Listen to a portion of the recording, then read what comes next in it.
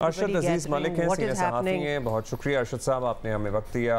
آپ کی ظاہر ہے خبریں بھی ہوتی ہیں آپ کے پاس، آپ کا تجزیہ بھی ہے. ارشد صاحب، ویسے تو جو حالات ہیں وہ سب کے سامنے ہی ہیں. حال ہی میں آپ کی وزیر اعلیٰ سے ایک ملاقات بھی ہوئی تھی، تو پہلے وہی سوال پوچھ لیتے ہیں جو سب پوچھ رہے ہیں. تو کیا گنڈا پور صاحب کو اپنا عہدہ جاتا ہوا نظر آ رہا ہے؟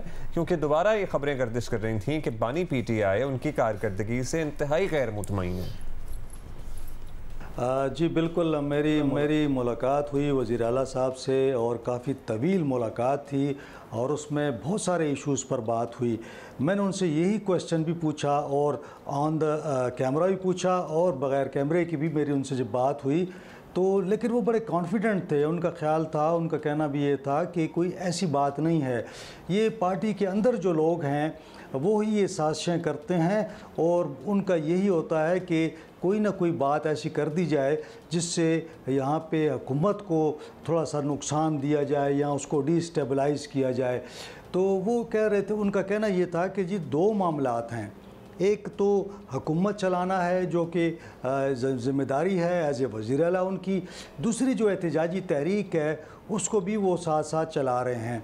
اب ان کا یہ کہنا تھا کہ جو حکومتی معاملات ہیں اس کے اندر وہ چونکہ یہ مینڈیٹ جو ہے عمران خان صاحب کا ہے، حکومت عمران خان صاحب کی ہے، لہٰذا ہماری پالیسیاں بھی وہی عمران خان صاحب کی ہیں. تو ان کا یہ کہنا تھا کہ میں ان پہ عمل کر رہا ہوں، کوئی ایسی چیز نہیں ہے جو کہ ان کی جو پالیسیاں ہیں ان سے ہٹ کر ہو.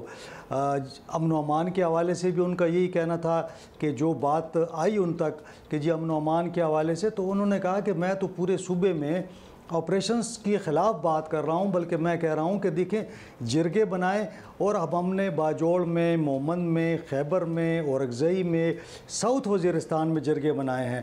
اور پہلی دفعہ ایسا ہو رہا ہے کہ لوکل جو جرگے ہیں وہ خود جا رہے ہیں جو دہشت گرد ہیں ان کے پاس کہ بھئی آپ لوگ اس علاقے سے نکل جائیں، اگر آپ لوگ نہیں نکلیں گے تو پھر ہم کارروائی کریں گے.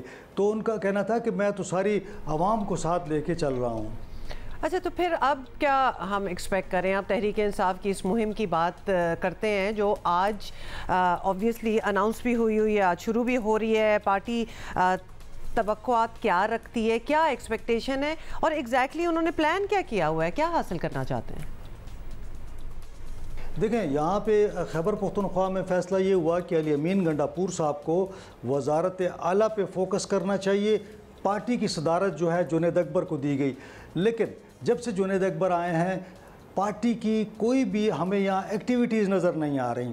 یعنی کہا یہ جا رہا تھا کہ جنید اکبر آئیں گے تو پارٹی کو مزید فعال کریں گے، اور وہاں پہ مظاہروں کی بات ہوئی یا جو بھی احتجاج ہوگا وہ اس کو لیڈ کریں گے.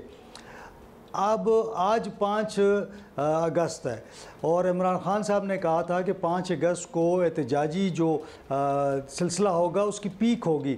لیکن معاملہ یہ ہے کہ یہاں تو احتجاج نظر ہی نہیں آ رہا. آج جو ہے پشاور کے اندر جو ریلی نکالی جا رہی ہے وہ وزیر اعلیٰ صاحب جو ہیں اس کو لیڈ کر رہے ہیں، اور وہ ایک جگہ سے شروع ہوگی، ہمارے حیات آباد کے قریب ٹول پلازا ہے وہاں سے شروع ہوگی، اور قلعہ بالِ حصار جو ہے اسمبلی کے قریب وہاں پہ آگے ختم ہو جائے گی. تو معاملہ یہ ہے کہ جو احتجاج کی بات ہو رہی تھی، اسلام آباد پہ چڑھائی کی بات ہو رہی تھی، اسلام آباد پہ حملے کی بات ہو رہی تھی، وہ معاملہ ختم ہو چکا ہے. اب صرف جو احتجاج ہے وہ ڈسٹرکٹ کی سطح پہ، تحصیل کی سطح پہ وہ ریلیوں کی صورت میں نکل رہا ہے. تو خیبر پختونخوا میں تو اسی طرح ہے کہ مختلف شہروں اور قصبوں میں چھوٹے چھوٹے جو مظاہرے یا جسے آپ ریلیاں کہہ لیں وہ ہو رہی ہیں. تو کوئی ایسا معاملہ نظر نہیں آ رہا کہ کوئی بہت بڑا احتجاج ہوگا جس سے حکومت پر دباؤ پڑے گا اور عمران خان صاحب کو یا بانی کو رہا کیا جائے گا. تو ایسا کوئی محسوس نہیں ہو رہا، اور پارٹی اتنی فعال نظر نہیں آ رہی.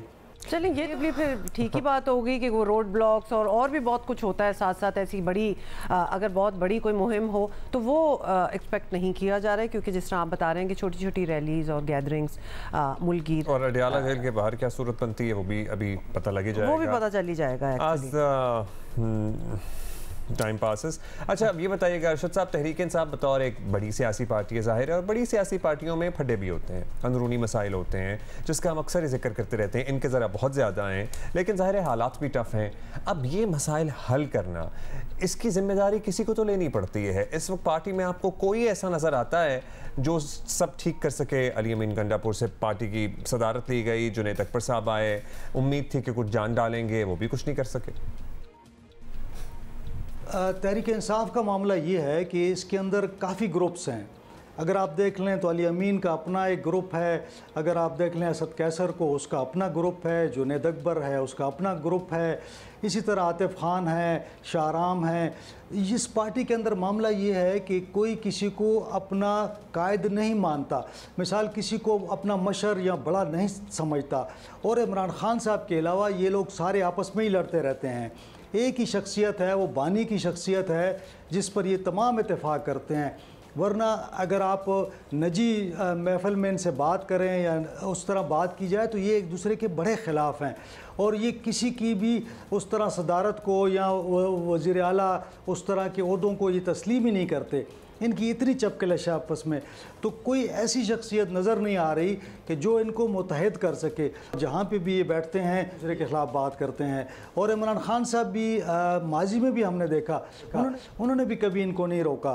यानी माजी में हमने देखा कि ये लोग एक दूसरे के ख़िलाफ़ बयानबाजी करते थे, और जब हम इमरान खान साहब से पूछते थे तो वो मुस्करा देते थे कि हाँ ठीक है, आपस में वो कर रहे हैं तो कोई बात नहीं है, ये चलता रहता है। तो वो भी इसको लाइट लेते हैं।